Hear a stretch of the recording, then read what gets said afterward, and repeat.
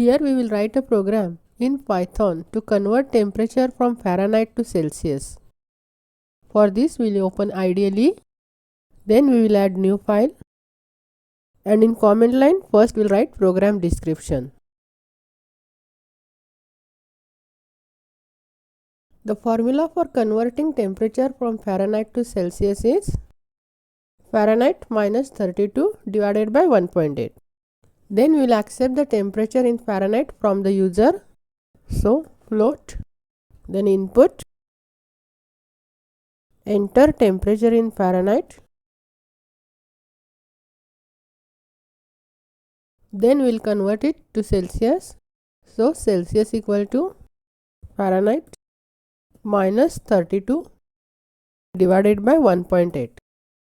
Then we will print the temperature in Celsius using print function. So print f temperature in Fahrenheit is FAH equal to in Celsius. Then we will save it. We will name it as Fahrenheit to Celsius .py, and then we will execute it. It will ask to enter the temperature in Fahrenheit. I will enter 92. It will display temperature in Fahrenheit as 33.33.